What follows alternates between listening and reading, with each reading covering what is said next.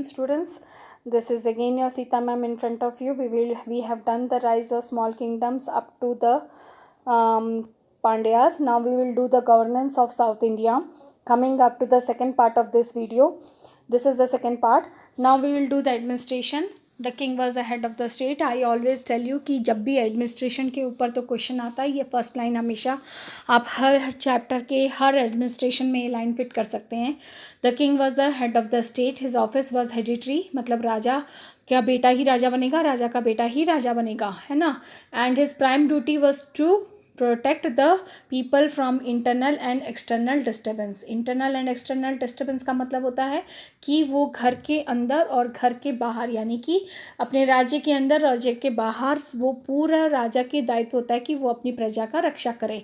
And the rights of the kingdom were unlimited. राजा जो चाहे वो कर सकता है, राजा को कोई पूछ नहीं सकता, सवाल नहीं उठा सकता.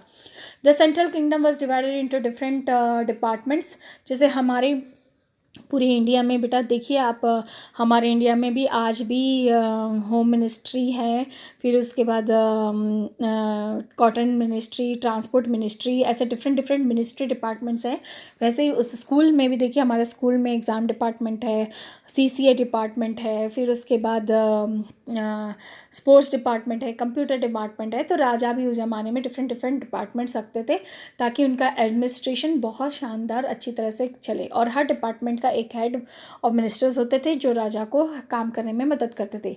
The kingdoms way divided into the province, जिसको वो लोग मंडलम बोलते थे. मंडलम यानी कि हम लोग जो आज के डेट में डिस्ट्रिक्ट्स बोलते हैं, उस जमाने में वो लोग मंडलम बोलते थे.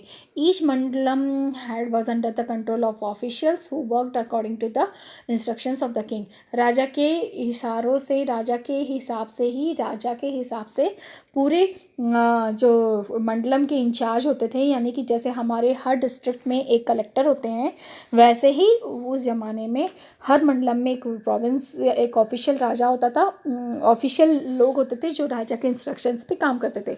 Then comes to economy. बेटा इकोनॉमी मतलब होता है कि उस ज़माने के लोग कैसे पैसा वैसा कमाते थे. तो मेन जो लैंड रेवेन्यू ही मेन इनकम था, यानी कि लैंड से जो भी कमाई होती थी वो राजा को उसी को कमाई बोल के टैक्स के रूप में दिया जाता था, जिसमें 1/3 टैक्स के रूप में राजा को, चोला राजाओं को दिया जाता था, जिससे लोगों का भला, इस टाइप के काम होते थे. और यूजुअली पीपल लोगों की उस वक्त कंडीशन बहुत अच्छी थी.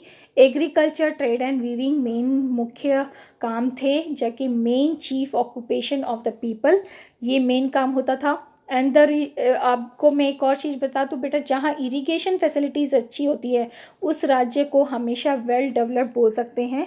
वेल डेवलप्ड था, और वेल डेवलप्ड होने के नाते पैसे अच्छी कमाई होती थी, लोगों के पास खुद ही अच्छी इनकम थी, तो लोगों के भले के लिए भी राज्य हर प्रकार से तत्पर होते थे. एंड यहाँ पे देखिए पब्लिक वेलफेयर्स, ये पब्लिक वेलफेयर्स में राजा बहुत खर्च करते थे, यानी कि लोगों के भले के लिए राजा पीछे नहीं हटते थे. टैक्स लेते थे तो पब्लिक वेलफेयर में खर्च भी करते थे. अब सोसाइटी में मैंने हमेशा आपको बताया कि साउथ में कास्टिज़म बहुत ज़्यादा प्रोमिनेंट था. कास्ट रिडन सोसाइटी थी. कास्ट रिडन का मतलब होता है कि कास्ट को बहुत महत्व दिया जाता था, जो कि नॉर्थ में इतना नहीं था.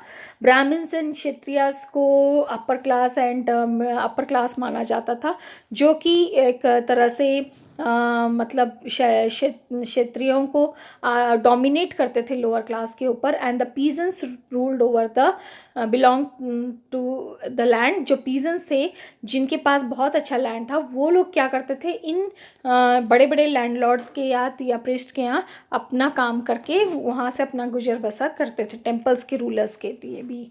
Then comes to religion. Religion played an important role. यहाँ पे लाइफ में रिलीजन को बहुत मानते हैं साउथ में.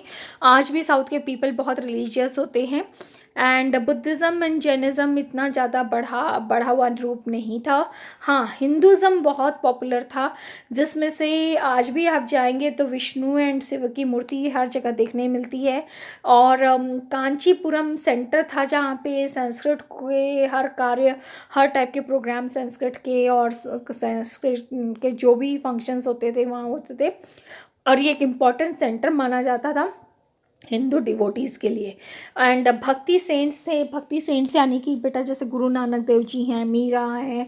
साउथ में अलग अलग तरह के कुछ महान आत्मा महापुरुष लोग थे जो रामायण एंड महाभारत को लोकल लैंग्वेज में ट्रांसलेट करके लोगों को समझाते थे कि वो क्या बोलना चाहते हैं। इस तरह के लिटरेरी वर्क यानी कि प्रोज टाइप के लिटरेरी वर्क जो थे, जो वर्ड्स की जाके फेमस है।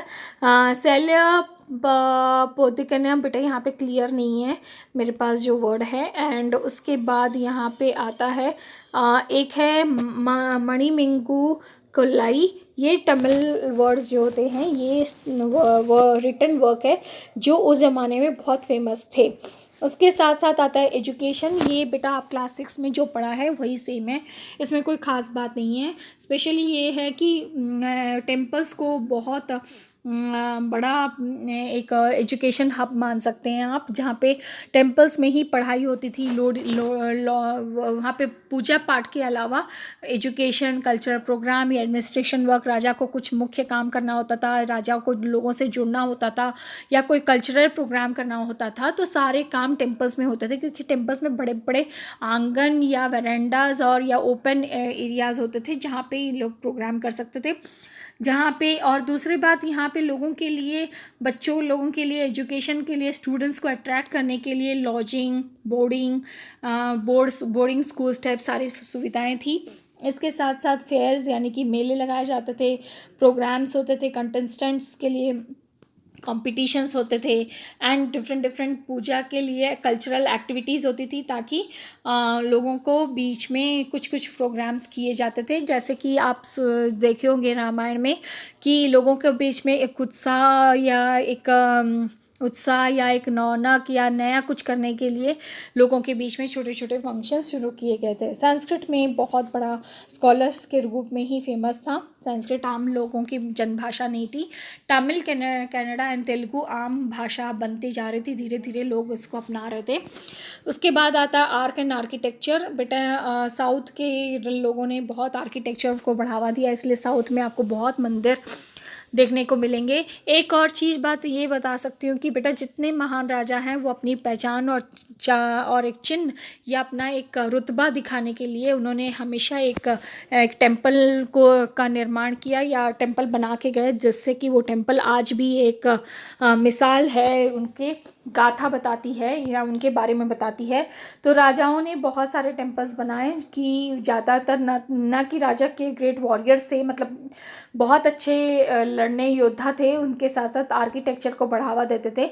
इम्पॉर्टेंट टेम्पल्स जो कि आज भी rock temples of Mahabalipuram and Kailashnath temple, जो कि मैंने आपको 6 में कंटिन्यूसली बताया है, ये साउथ का मेन अट्रैक्शन था। शिवा टेम्पल ऑफ तंजावुर, जो ब्रॉन्ज स्टैचू है वहाँ पे नटराज का, जिसको आज भी शिव का ये नाट्य रूप को ही जो भरतनाट्यम लोग हैं इसकी पूजा करके ही भगवान का वो भरतनाट्यम के में आगे पारंगत होते हैं।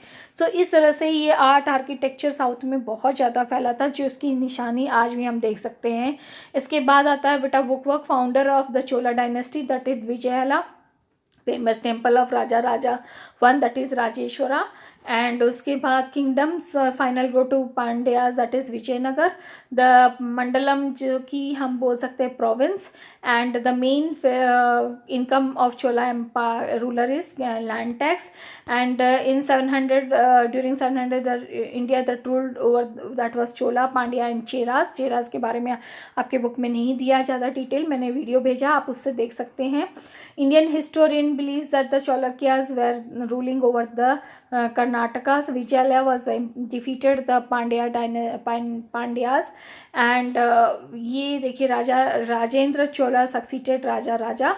Temples were the main centers of the educations of 700 to 1200 CE in south India.